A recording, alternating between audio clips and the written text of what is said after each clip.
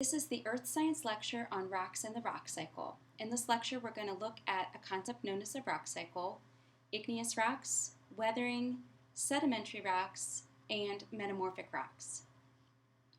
So, going back to our minerals lecture, what's the difference between a mineral and a rock? Well, rocks will contain one or more minerals. So, for example, if you look at this photograph of the rock granite, it has all these different colors within it which represent the different minerals: quartz, hornblende, and feldspar. We study rocks and minerals because different kinds of rocks contain different kinds of minerals. So if you want to know that you are looking at an igneous rock or sedimentary rock or metamorphic rock, you would actually be able to identify that by the specific minerals that are present. And so if you know which minerals you have, you know which kind of rock you have. And if you know which kind of rock you have, you could actually use that to study interesting elements of Earth's past history. We can reconstruct the past environments that existed in different areas and also understand life on the planet as it developed over time. So there's three types of rocks that we'll look at in this lecture. The first type is called igneous. You might think of the word ignite. Igneous rocks form when you have molten magma, which is melted rock. When it cools and hardens and crystallizes, it forms an igneous rock. The next kind of rock that we'll classify is a sedimentary rock. Sedimentary rocks are formed from sediments, which are particles of sand, shells, and pebbles that become cemented together. And the third type of rock is called a metamorphic rock. Metamorphic rocks are basically rocks that have gone through intense heat and pressure to become transformed. Now, all the rocks are connected in something that we call the rock cycle. Basically, you could start with any type of rock and form any other type of rock as rocks get transformed. These transformations take millions of years, but basically rocks turn into other kinds of rocks as time goes on. So you could start with any kind of rock and create any other kind of rock with these transformations. For example, if you were to start with a sedimentary rock, you can create an igneous rock. How do you do that? Well, if you start with a sedimentary rock, if you somehow subject that sedimentary rock to intense heat so that it completely melts to form magma, when that magma solidifies and hardens and cools to form a solid rock, you've created an igneous rock. What about going the other way around? If you start with an igneous rock, how could you make a sedimentary rock? Well, to make a sedimentary rock from an igneous rock, you would have to basically expose that igneous rock to the elements, so the rock undergoes weathering.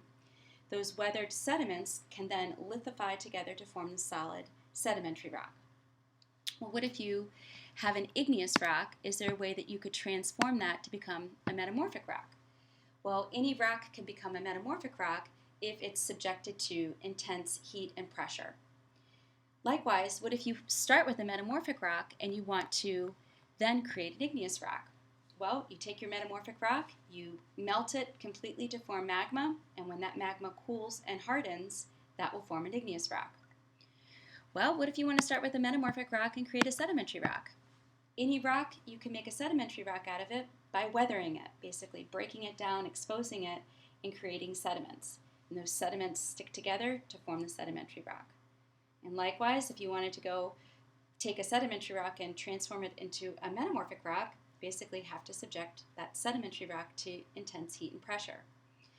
Rocks can also be transformed into new varieties of the same type of rock. So if you have a sedimentary rock that's re-weathered down to form new sediments that become cemented together, you've created a new sedimentary rock.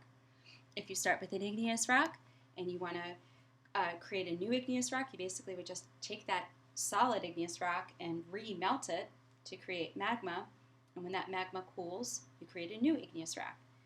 And likewise, if you start with a metamorphic rock, how you get a new metamorphic rock is by basically taking that metamorphic rock and exposing it to even more heat and pressure, and that will transform it to become a new metamorphic rock.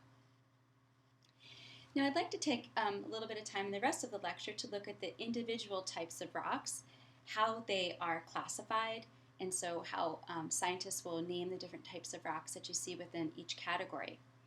So if we start with igneous rocks form from magma, which is crystallized. And there's basically two groups of igneous rocks that we can classify.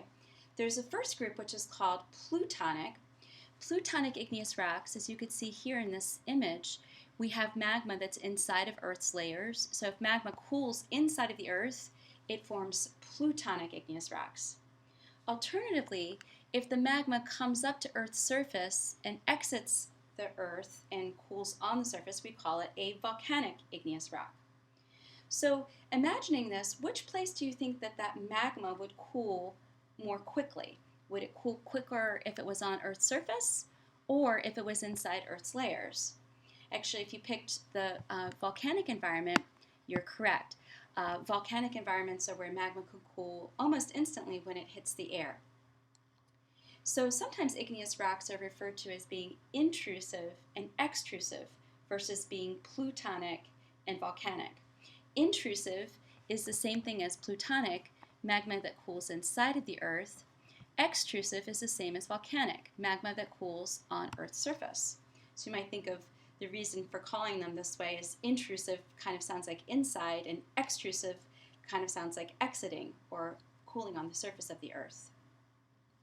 Now, since we can't just sit around and watch rocks form, what Earth scientists do is they find igneous rocks and they try to reconstruct the history of that rock and how it formed and developed. And the key thing that the scientists will look at is the texture of the rock. Texture, as it applies to a rock, and an igneous rock in particular, is the size and the arrangement of the mineral crystals that are present. And so one of the big things to look at with igneous rocks is looking at the different mineral crystals that have formed and their relative sizes. And so how do we relate this to the history of that rock? Well, you can imagine if magma cools fast, there's not a lot of time for the mineral crystals to grow. So if you have fast cooling of magma, crystals will tend to be much smaller.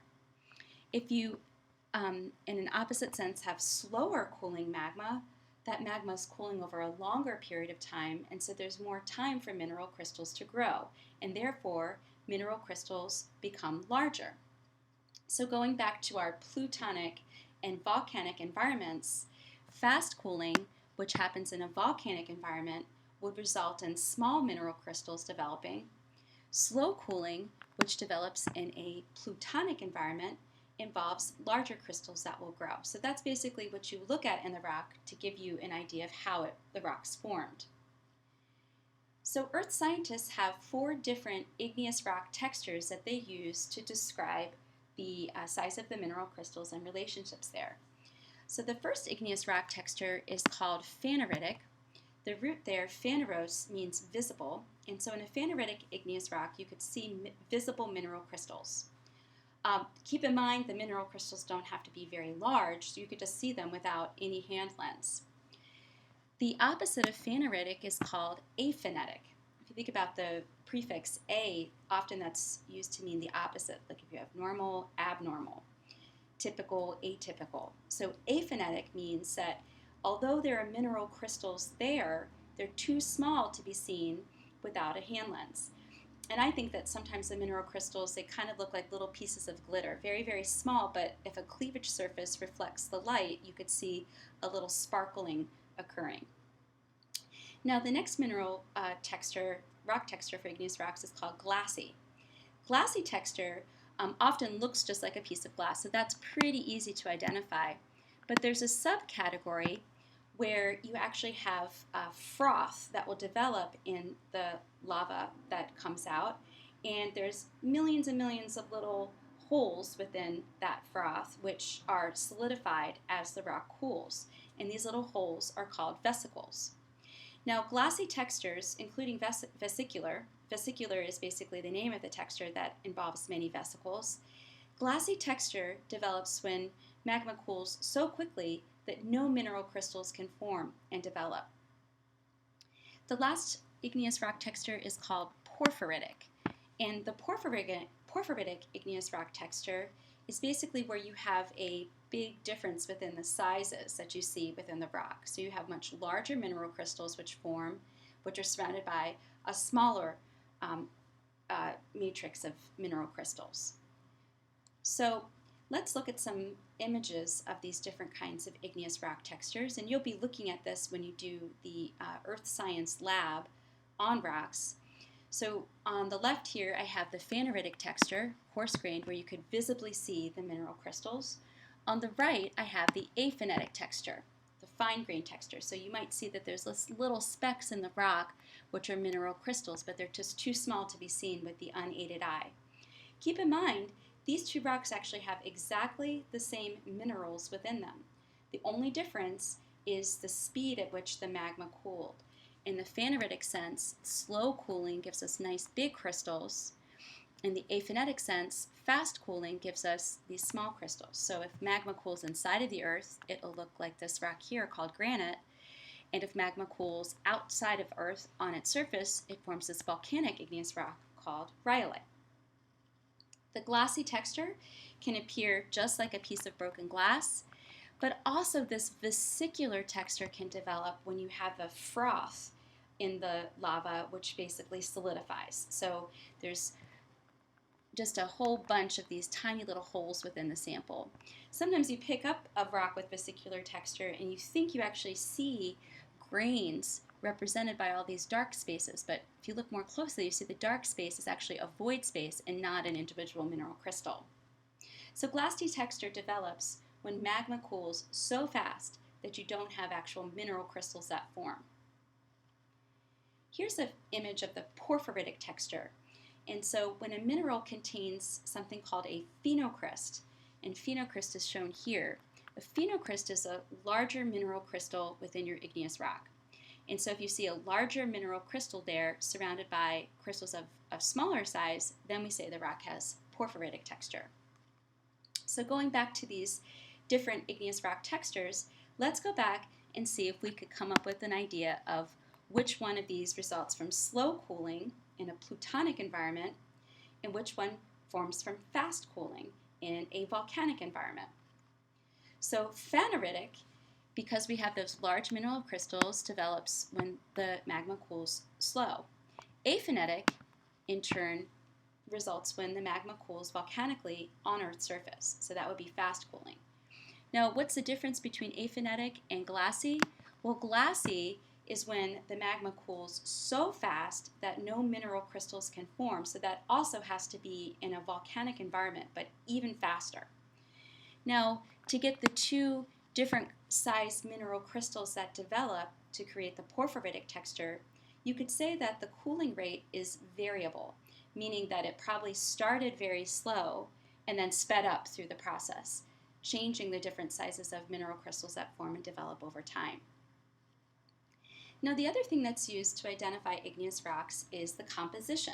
The composition relates to the minerals that are present within the rock. The two dominant compositions that we're going to use and that you will use when you do the lab on the rocks is felsic and mafic. So what do the terms felsic and mafic mean? Felsic basically means that the rock is composed of mostly non-ferromagnesian minerals. Alternatively, if the rock is mafic, it's composed mostly of ferromagnesian minerals. And so if you remember from our minerals lecture, ferromagnesian minerals are dark in color, non-ferromagnesian minerals are light in color. So by looking at these images here, which of those looks like it's felsic and which one looks like it's mafic? Well, the pink one would be the one that had the non-ferromagnesian minerals in it, so that would be the felsic one, and the dark one would be the mafic variety.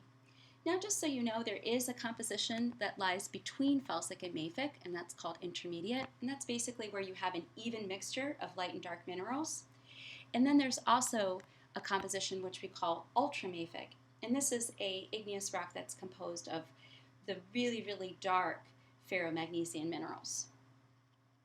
Now, once you've identified the texture of your igneous rock and the composition, you can then use the igneous rock classification table to figure out what rock you have. So for example, if you have a rock that has like very small little crystals in it, kind of looks like glitter, and the minerals are very dark in color, well, if it's aphanetic and mafic, you basically would just read off of this identification table, and where the two columns and rows intersect, that gives you your rock name, basalt.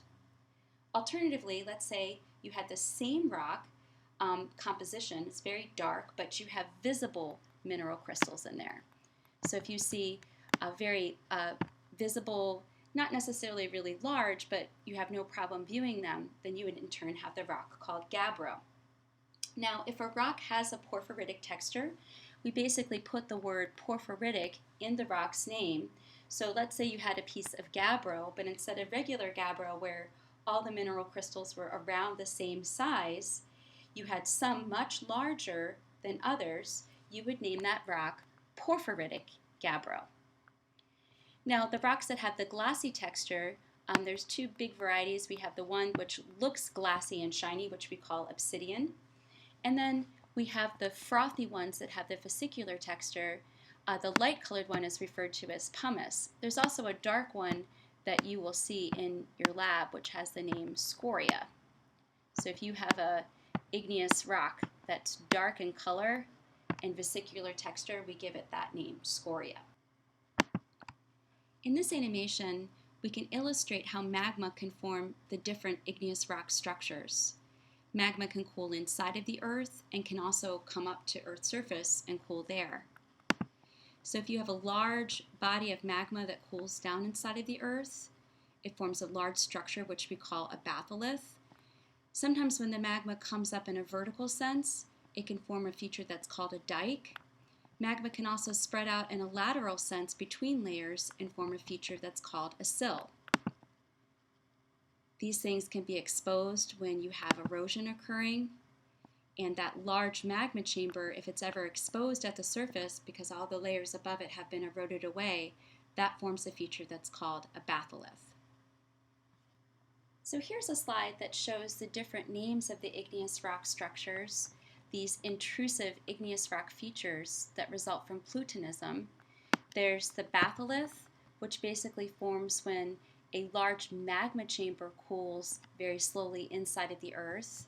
There's a feature that's called a dike, which forms when magma cuts through layers in a vertical sense. And then there's a feature that's called a sill, which is when magma spreads out laterally between layers